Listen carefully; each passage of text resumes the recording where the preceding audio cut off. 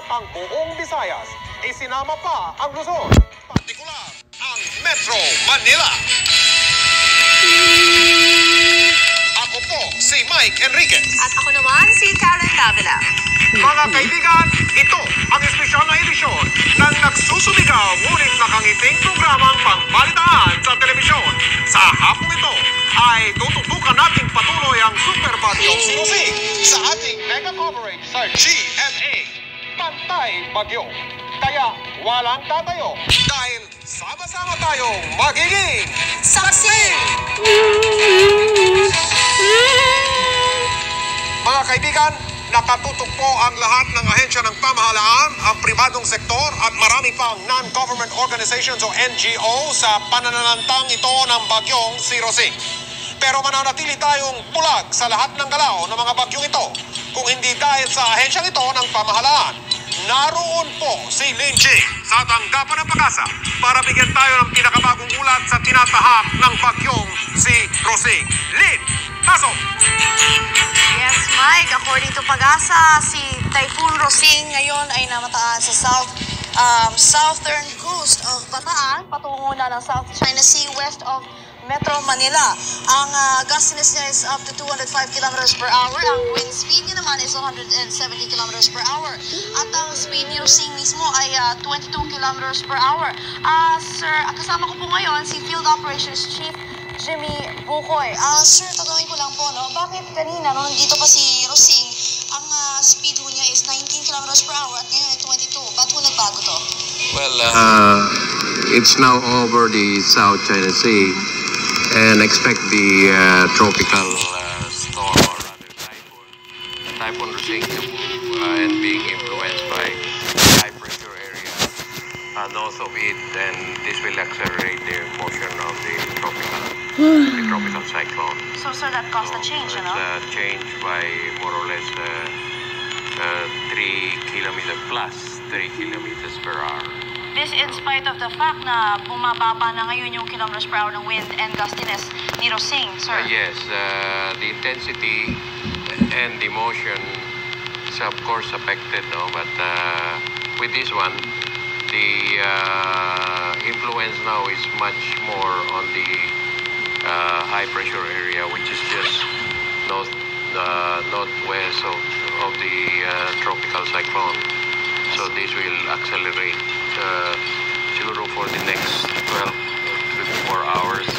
So, Will accelerate. so the storm signal number 2 is now over Metro Manila, sir, Yes. diba? So we expect that the wind and gustiness is only under 100 kilometers per hour. Is that right, sir? Yeah, signal number 2 is from 60 to 100. 100. That's downgrading it from 4. We jump 2 signals lower. We And- can do that from higher signal. In lowering it, we can lower as much as 2 steps. So with that, sir, ano po may expect natin mangyari dito sa loob ng Metro Manila? For Metro Manila, we'll still continue to experience these rains and some gustiness, of course, Hanggang but it kailan? will not exceed the limit, of course, of 100 kilometers per Pero hour. hanggang kailan ho itong Well, pagkulang? from the satellite picture, we can see that the eastern periphery of the cyclone is almost going out of the country. So we expect it siguro 6 to 7 hours. Wala na yun. So, sir, kailan mo to totally outside the Philippine area of responsibility? This will take some more days to be outside the area of responsibility, and that will be more or less 2 days. And so, sir, if I understand correct, ano, from 3 to 5 days na matatamaan na ho niya ay ang Vietnam. If yung course No, na not yet. In 2 days? 3 to 5 days. 3 to 5 days, even more, because it's Tatagal po. around 1,100 kilometers away, and it's moving. It will have it at even 25 kilometers per hour, around 4 days more to go. Sir, may katanungan sa inyo sila, ang aking mga anchors na sila Mike at Karen Davila. Go? Mr. Bukoy, maganda po yung balita nyo na nasa South China Sea na itong si Rosing. Maganda pong katanungan si Karen, ang katanungan po ng mga may bahay. Pero bago po yun, tatanungin ko po kayo, kailan po kami tinanong ko na po ito kanina nung unang part ng ating coverage, kailan po kami makakakita ng sikat ng haring araw dito sa Metro Manila at iba pang bahagi ng Luzon at Visayas, sir? I didn't get your question very well. Kailan Ulitin ko po. po tayo makakakita ng sikat ng araw? It's quite difficult to answer the question, but the system is moving. The whole system, I mean, this tropical cyclone and the cloud system with it is moving very fast now. With the acceleration of up to 22 kilometers per hour, from our satellite picture, it will be out by more or less siguro 24 hours, mahaba na. We'll have a good weather already by that time. Okay, no, yung follow-up question ko, kailan tayong ligtas na linisin o ayusin na yung mga nahulog na poste o yero sa labas ng ating bahay o yung mga bata, kailan natin sila maabiso makalabas na ng bahay? For today, I still will not recommend that they will be going out. No?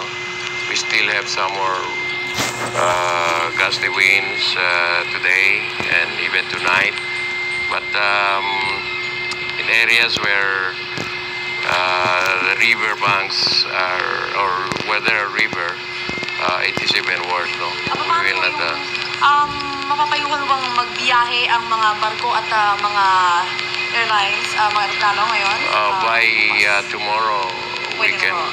The airplane can take off tomorrow. Yes, especially going south. Mga biyahe ng barko, pwede na? Para bukas, yung barko going to the south, yes, can be okay. Okay, so Karen and Mike, meron pa kayong katanungan? Yan na lang. Mike. Wala na, Lynn. Yeah, Okay, before we go, no, ibabasa ko lang sana, public storm signal number 3 is in effect over Cavite, Bataan, Zambales, and Lubang Island. Public storm signal number 2 is in effect over Pangasinan, Nueva Ecija, Bulacan, Pampanga, Tarlac, Rizal, Laguna, Mindoro provinces, Batangas, Calamian Group, at Metro Manila. At para naman sa storm signal number 1 ay nakataas sa La Union, Benguet, Ifugao, Nueva Vizcaya, Quirino, Aurora, Quezon, Camarines provinces, Romblon, Marinduque, at Northern Palawan. So yan na po, Mike at Karen. Ito po si Lynching, ang inyong naging saksi. Yan po ang pinakahuling ulat mula sa Pag-asa, samantala nagalit naman ang Pangulong Fidel Ramos sa mga lokal na opisyal na hindi nag-iikot sa kanilang lokalidad sa gitna ng kasagsagan ni Super Typhoon Rosing. Sa kanyang pagbisita sa National Disaster Coordinating Council, sinermonan ng Pangulo ang isang alkalde sa Metro Manila na nanghihingi ng calamity fund. Kasabay nito nanawagan ng Pangulo sa sambayan ng Pilipino na magkaisa sa kabila ng malagim na bagyo na nanala sa bansa. Pinasalamatan rin ng Pangulo ang mga department heads ng DSWD, DILG, DTI, DBM, DOH at DPWH, kasama pa ang media sa pakikisa sa kanya. Hinimok rin ng Pangulo ang mga mamamayan na makinig ng radyo sa DZWB ang dapat para sa pinakahuling anunsyo patungkol sa pasok sa klase at sa mga tanggapan ng gobyerno. Samantala, niliwanag rin po ng Pangulo na walang ipinairal na price control sapagkat meron namang price tag law. Nasa ilalim na po ngayon ng state of calamity ang buong Luzon at Visayas. Ayon kay NDCC Chairman at Defense Secretary Renato De Villa, lahat ng lalawigan, syudad at munisipalidad sa Luzon at Visayas ay nasa estado ng kalamidad. Inihayag naman ni De Villa na wala pang itinideklarang price control. Subalit nanawagan siya sa mga negosyante na huwag magsasamantala. Mga kaibigan, kung meron tayong sinusubaybayan na super bagyo, super saksi rin ang patuloy ninyong mapapanood sa espesyal na edisyon na ito ng GMA Bantay Bagyo. Gaano po kalawak ang pagsalanta ng super typhoon na si Rosing sa Kalakhang, Maynila? Sa aming pagbabalik, ito ang sama-sama nating malalaman dahil itutuloy po natin ang ating pagiging saksi! GMA Bantay Bagyo. Kanina po inihatid namin sa inyo ang pinakahuli mula sa Pag-asa Live. Narito naman ang pinakahuli buhat sa National Disaster Coordinating Center sa Campo Aguinaldo. Live na narito ang inyong saksi na si Grace de la Peña. Grace, pasok! Magandang hapon, narito ngayon ako sa National Disaster Coordinating Council Headquarters sa Campo Aguinaldo. Dito kinakalap ang mga ulat hinggil sa casualties at damage bunga ng Typhoon Rosing mula sa iba't ibang Regional Disaster Coordinating Council sa iba't ibang lugar. Medyo mabagal ang pagdating ng mga ulat dito dahil ayon sa mga opisyalis ng NDCC, nag-bog down ang radio communications network ng NDCC sa ibang lugar. Nawalan sila ng komunikasyon dahil sa walang kuryente, lalo na sa Region 5. Kung kaya't ang pinakahuling ulat dito na hawak natin ay kanina pang alas 12 at batay sa ulat na ito, ang sa casualties, 11 ang naitalang namamatay, 17 ang nasaktan at 7 ang nawawala. Hinggil naman sa evacuees, 34,874 na pamilya na ang naililikas mula sa kanilang mga tahanan at sa damage naman sa infrastructure ay halagang 30 million pesos at sa agricultural crops ay 62 million pesos. Maging si Pangulong Ramos nung narinig niya ang ulat na ito ay nagsabing mababaya pa yata ang estimate na ito at inaasahan niyang tataas pa ito sa pagdaan ng Typhoon Rosing. Dito sinabihan kami ng NDCC officials na ang susunod na ulat ay ilalabas nila mamayang alas 5 at kami magbabalik upang ihatid sa inyo ang pinakahuling ulat mula dito sa NDCC sa Campo Aguinaldo. Ako po si Grace de la Peña, magandang hapon. Dahil po sa lakas ng hangin at taglay ng super typhoon na si Rosing, isang kotse po ang tinangay kanina sa kahabaan ng Rojas Boulevard. Ang Mitsubishi Lancer ay nakikiparada lamang po sa may Asia Pacific Building nang bumaliktad ito. Narito ang nasaksihan ng aming kasamahan na si Jean de Mesa kanina pong umaga.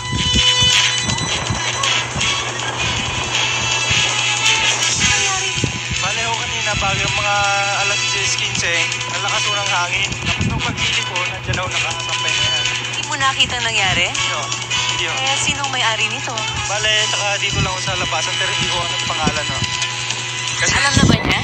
hindi pa ho siguro. Ano ba sasabihin na?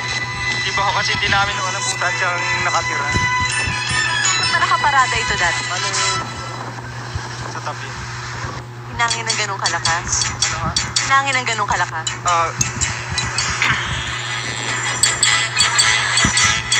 At mula naman po sa Bataan, dahil din sa terribling hagupit ng hangin, bumaksak po ang mga poste ng kuryente sa may Roman Highway, Tenejero, Balanga, Bataan. Kaninang alas 2:35 po ng hapon, ang grupo ng GMA ay malamang na nabaksakan na rin po kung napaaga lamang ng may 10 minuto ang pagdaan nila doon. Ang mga bumaksak na poste ay nagsimula sa may Bataan National High School hanggang Bataan Heroes College na may 2 kilometro po ang haba. May 35 poste po ang bumaksak. Hindi pa po namin matiyak kung may nasaktan po. Narito naman ang ilang mga lugar sa Metro Manila na baha na ngayon. Marulas, Malabon, Bibi, Karuhatan, Valenzuela, Pasig City, Banawe, Cabignayan Area, Quezon Avenue, M. Cuenco sa Quezon City at Marikina. Karamihan sa mga lugar na ito ay di madaraanan ng mga light vehicles, pati rin po ang Malabon. Kaugnay nito, patuloy ang operasyon ng Metro Manila Development Authority Quick Response Team, pati ang 24 oras na koordinasyon nito sa Mountain Search and Rescue Team of the Philippines at ang People's Center for Public Assistance. Patuloy din ang pamamahagi ng relief goods sa mga evacuees. Isa pa sa mga sinalanta ng Bagyong Rosing ay ang San Juan, kung saan nasaksihan po ni Jessica Soho ang pagbagsak ng maraming puno at pagkakasugat ng ilang katao. Jessica, pasok! Nasa loob po tayo ng gym ng San Juan Elementary School na ginawa pong temporary evacuation center ng pamahalaan ng San Juan upang i-accommodate po ang mga nakatira sa pampang ng San Juan River dahil nga po sa patuloy na pagbuhos ng ulan ay umaapaw po ang tubig at natatakot po ang mga nakatira dito na baka ho sila ay matangay ng ilog. At katabi po natin ngayon ang mayor po ng San Juan, si Mayor Jinggoy Estrada. Mayor, kumusta na ho kayo at kumusta na po ang inyong mga kababayan? Well, magandang hapon po sa inyo lahat at maraming salamat Jessica sa pagdalaw nyo rito sa San Juan Elementary School. Nakikita nyo napakalakas na talaga ng hangin at napakalakas ng ulan. Ang lipad naman po ng mga